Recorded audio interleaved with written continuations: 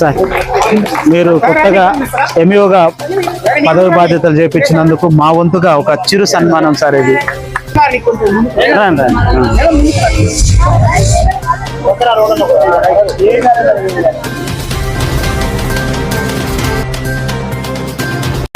అందరికీ నమస్కారం. నా పేరు శంకర్, మీరు చూస్తున్నారు మిషన్ 108 న్యూస్. ఈరోజు మనం గుండ్లపల్లి మండలం కామపల్లి గ్రామంలో సిఎస్ ఫౌండేషన్ యొక్క ఆధ్వర్యంలో 10వ తరగతి పరీక్షలకు సిద్ధమవుతున్నటువంటి విద్యార్థులకు స్టడీ పరీక్ష మెటీరియల్ అందజేయడం జరిగింది. సిఎస్ ఫౌండేషన్ ఈ ఆల్ ద బెస్ట్ ప్రోగ్రామ్ అనేది మన కామపల్లిలో పెట్టడం జరిగింది. ఈ సిఎస్ ఫౌండేషన్ పెట్టినటువంటి ఆల్ ద బెస్ట్ ప్రోగ్రామ్ గురించి ఇక్కడ ఉన్నటువంటి ఎంఈఓ గారు కానీ, ఉపాధ్యాయులు కానీ, విద్యార్థులు కానీ ఎలా ఫీల్ అవుతున్నారో అడిగి తెలుసుకుందాం. చూస్తూనే ఉండండి మిషన్ 108. నమస్కారం. ఈనాటి 10వ తరగతి విద్యార్థుల వీడ్కోలు సమావేశ కార్యక్రమానికి మనకు వారి ఫౌండేషన్ తరఫున పరీక్షా మెటీరియల్ ఇవ్వడానికి మిత్రులందరికీ, అలాగే గ్రామస్తులు, ప్రియమైన విద్యార్థులందరికీ కూడా ఈ వీడ్కోలు సందర్భంగా అందరికీ శుభాకాంక్షలు తెలియజేస్తున్నాం. మనం ఈ పాఠశాలలో 6 నుంచి 10వ తరగతి వరకు చదువుకోవడం జరిగింది. అలాగే ప్రాథమిక పాఠశాలలో 1 నుంచి 5వ తరగతి వరకు చదువుకొని మనం ఈరోజు యాన్యువల్ ఎగ్జామ్కు సిద్ధమవుతున్నాం. ఇక్కడ విద్యార్థులకు విషయం గుర్తుపెట్టుకోవాలి, ఇది మన 10 సంవత్సరాల శ్రమకు ఫలితం. ఇది కేవలం 1 సంవత్సరంలో 2 సంవత్సరాలదో కాదు. 1 నుంచి 10వ తరగతి వరకు మనం చదువుకుంటూ వచ్చాం. ఆ 10 సంవత్సరాలకు ఫలితాన్ని మనం పొందాల్సినటువంటి సమయం ఇది. కాబట్టి విద్యార్థులందరూ కూడా ఇంకా పట్టుదలతో, పరీక్షలు వచ్చేసాయి ఇక చదవాల్సిన అవసరం లేదు, ఏదో రాస్తే సరిపోతుంది అనేటువంటి ఉద్దేశంతో కాకుండా ఇంకా పట్టుదలతో పరీక్షా సమయంలో రెట్టించినటువంటి ఉత్సాహంతో చదివి పరీక్షలు మంచిగా రాయాలని కోరుతున్నాం.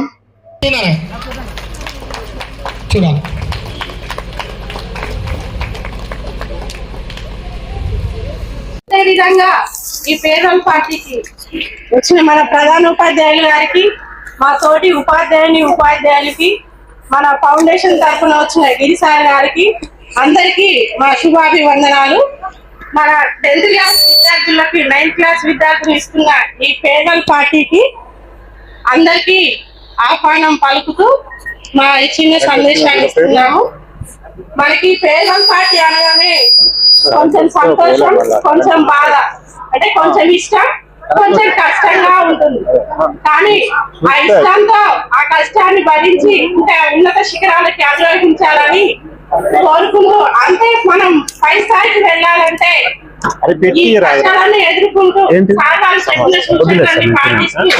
ఈ 10th క్లాస్ లో మంచి మార్కులు స్కూల్కి 10 GPA తీసుకొస్తారని కోరుకుంటూ అందరూ 100% సాధించాలని కోరుకుంటున్నాను. అంతే, ఇప్పుడు మనం పైకి ఎదగాలన్న స్థాయికి ఫస్ట్ తొలి పునాది ఈ 10th క్లాస్ అనేది మనం వెళ్ళే దారిలో ఫస్ట్ అడుగు అన్నమాట. ఈ అడుగు ఎంతైతే మనం స్కోర్ చేసుకోవాల్సిన సబ్జెక్ట్ సోషల్. మీరు వేరే సబ్జెక్టులు భయపడ్డా మన సోషల్, మన సొసైటీ నుంచి చాలా నేర్చుకోవచ్చు. మన సమాజంలో ఉన్న ఇప్పుడు జరుగుతున్న కరెంట్ అఫైర్స్ గురించి కానీ, జనరల్ నాలెడ్జ్ గురించి కానీ మనం ప్రత్యేకంగా బట్టి పట్టాల్సి చదవాల్సిన అవసరం లేదు. ఒకటి గుర్తుపెట్టుకొని, money is lost, money is lost, nothing is lost. Money is lost, nothing is lost. Health is lost, health is lost, something is lost. రైనా? అంటే wealth is lost, nothing is lost. అదేవిధంగా health is lost, something is lost, but character is lost, everything is lost. మీరు English medium, మీకు దీని అర్థం తెలుసు అనుకుంటాను. మనం డబ్బు పోతే, సంపద పోతే మళ్ళీ ఎప్పుడైనా జీవితంలో సంపాదించుకోవచ్చు, ఎక్కడైనా సంపాదించుకోవచ్చు, ఎలాగైనా సంపాదించుకోవచ్చు. మనమేమో పెద్ద పోగొట్టుకున్నట్టు కాదు. కొంచెం ఆరోగ్యం చెడిపోతే హెల్త్ ఆరోగ్యం ఖరాబ్ అయితే కొంత మనం నష్టపోతాం. మళ్ళీ ఆరోగ్యం రికవరీ కావాలంటే కొంత సమయం పడుతుంది. అవుతే కావచ్చు, కాకపోతే కాకపోవచ్చు. కానీ క్యారెక్టర్, మన యొక్క క్యారెక్టర్ లాస్ అయిందంటే, మన యొక్క క్యారెక్టర్ ఒక్కసారి పోయిందంటే జీవితంలో దాన్ని మళ్ళీ సంపాదించుకోలేము. అలాగే దీనికి ఎగ్జాంపుల్ చాలా చాలా సార్లు మేము చూసాం. మీరు ఇక్కడ ఉన్నప్పుడు మన గురించి ఎవరైనా కొందరు తప్పుగా మాట్లాడితే, మనం కొంచెం ఏ విధమైన తప్పులు చేస్తే, ఇక్కడ ఉన్న బృందం, ఇక్కడ ఉన్న మీ క్లాస్మేట్స్ నెక్స్ట్ ఇంటర్మీడియట్ లా ఒకే దగ్గర చదువుతారని గ్యారెంటీ ఏమైనా ఉందా? వేరు వేరు దగ్గర పోతారు, వేరు వేరు దగ్గర వాళ్ళకు వేరు వేరు మంది ఫ్రెండ్స్ ఉంటారు. మీ గురించి మీరు కలిసినప్పుడు వేరు వేరుగా చెప్పుకుంటారు. అని మీ పాఠశాల నుంచి మీ ఫ్రెండ్ ఇట్లా మా క్లాస్ చదువుతుందంటే ఆ అమ్మాయి అగిట్లని కూడా అంటాడు, వాడు వేస్ట్ అని ఇంకోటి అంటాడు. అంటే అక్కడ కూడా మీ గుణం ఇక్కడి నుంచే అక్కడికి వెళ్ళిపోతుంది. అక్కడి నుంచి ఇంకో దగ్గరికి, ఇంకో దగ్గర నుంచి ఇంకో దగ్గర, తర్వాత మీరు పెళ్లిళ్ళు చేసుకున్నప్పటికి కూడా ఇలాంటిది వేధిస్తూనే ఉంటుంది. చాలా మందిని చూస్తాను నేను. కాబట్టి ఎప్పుడైనా మీరు గుర్తుపెట్టుకోవాలి, ఎక్కడైనా గుర్తుపెట్టుకోవాల్సింది మన క్యారెక్టర్ ఒకటి ఇంపార్టెంట్. ఆ క్యారెక్టర్ చేయకపోయిన తెల్లారి, ఆ క్యారెక్టర్ బ్యాడ్ అయిన తెల్లారి మనం జీవితంలో ఎదగలేము, ముందుకు పోవాలన్నా పోలేము. గుర్తుపెట్టుకొని మీరు ముందు మంచిగా ఉండాలని కోరుకుంటున్నాను. ఓకేనా? థ్యాంక్ యూ వందనాలు. Thank you. 10 సంవత్సరాలుగా మనతో పాటు కలిసి చదువుకొని ఆటలాడి పాటలు పాడి అన్నిట్లలో కూడా భాగస్వాములమై మళ్ళీ మన వైపు రాలేరు, మనల్ని విడిపోతున్నారు అనే ఉద్దేశంతో వారికి ఇందాక మేడం అన్నట్టు ఒకవైపు సంతోషం, ఒకవైపు దుఃఖం, రెండింటిని కూడా పోగొట్టుకోవాలి అనే ఉద్దేశంతో ఈ కార్యక్రమాన్ని నిర్వహించుకోవడం జరుగుతుంది.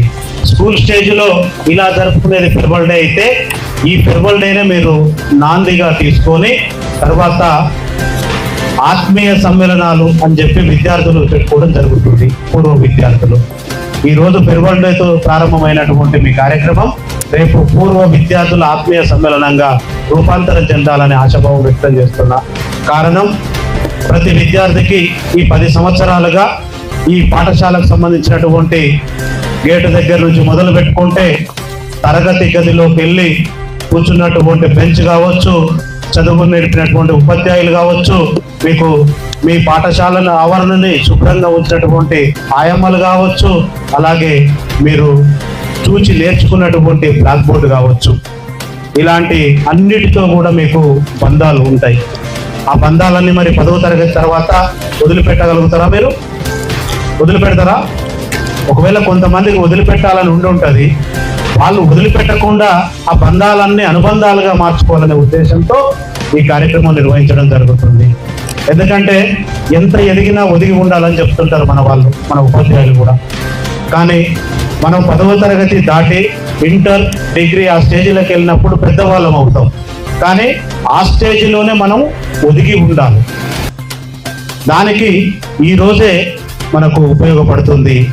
ఎందుకంటే 10th క్లాస్ వాళ్ళకి వాళ్ళని చూసి వారి కింది స్థాయి తరగతుల వాళ్ళు, 9th వాళ్ళు అయిండొచ్చు, 8th వాళ్ళు అయిండొచ్చు, ఆ కింది స్థాయి తరగతుల వాళ్ళు నేర్చుకున్నటువంటి క్రమశిక్షణ, సభ్యత, సంస్కారం, వారు రేపు సాధించబోయేటువంటి రిజల్ట్ను కూడా మేము కూడా అంతకు రెట్టింపుగా సాధించాలనే ఉద్దేశంతో ఈరోజు మీరు కార్యక్రమం నిర్వహించుకోవాలి. అలాగే ఇంతకుముందే జరుపుకొని ఉంటారు సెల్ఫ్ గవర్నమెంట్ డే అని పాఠశాలలో, ఆగస్టు 15th అని, 26 జనవరి అని మొన్ననే జరుపుకొని ఉంటారు, సెప్టెంబర్ 5th అని, ఇలా రకరకాల కార్యక్రమాలు పాఠశాలలో జరుపుకోవడం జరుగుతుంది. మరి ఈ కార్యక్రమాల నుంచి మనం ఏం నేర్చుకుంటున్నాం? ఈ కార్యక్రమాలు ఊర్లో జనాల మధ్యన జరుపుకోకుండా పాఠశాలలో క్లాస్ రూమ్ల మధ్యన, ఉపాధ్యాయుల మధ్యన ఎందుకు జరుపుకుంటున్నాం? ప్రతి కార్యక్రమానికి, ప్రతి పండుగ కూడా ఒక ఆవశ్యకత ఉంది. మీరు ఆ పండుగల నుంచి కూడా ఆవశ్యకతలు ఏంటో తెలుసుకొని మీరు కూడా గౌరవంగా సమాజంలో బ్రతికే విధంగా మార్గదర్శకాలను నేర్చుకోవాలని ఆశాభావం వ్యక్తం చేస్తున్నాను. మీరు 10 సంవత్సరాలుగా కష్టపడి చదివినటువంటి చదువు రేపు ఏం లేదు, 2 రోజుల టైం మాత్రమే ఉంది మీకు. 14 నుంచి ఎగ్జామ్స్. ఇక్కడ చూస్తుంటే విద్యార్థులు ఈరోజు సెలబ్రేషన్లో మునిగిపోయినట్టు ఉన్నప్పటికీ కూడా ఏదో కొంత ఆందోళన చెందుతున్నట్టు అనిపిస్తుంది నాకు. ఎందుకంటే 2 రోజులలో ఎగ్జామ్స్ ఉన్నాయి, మేము ఏం రాయగలుగుతామో, ఏం పాస్ అవుతామో అనే ఒక ఆందోళన మీలో కనపడుతుంది. ప్రతి విద్యార్థులు మీరు గుర్తుంచుకోండి, మీలో ఉన్నటువంటి ఆందోళన మీరు దరిదాపులో కూడా రానియకండి. మీరు ఆత్మస్థైర్యాన్ని పెంచుకోండి. మీరు ఒక సంకల్పంతో ఉన్నారు. మీకు ఉపాధ్యాయులు 10 సంవత్సరాలుగా ప్రతి తరగతి గదిలో మీకు నేర్పవలసినటువంటి చదువు, సభ్యత, క్రమశిక్షణ, సంస్కారం అన్ని కూడా నూరిపోసారు మీకు. మరి ఆ నూరిపోసినటువంటి విద్యను రేపు ఎగ్జామ్ రూపంలో మీరు ప్రతిబింబించండి.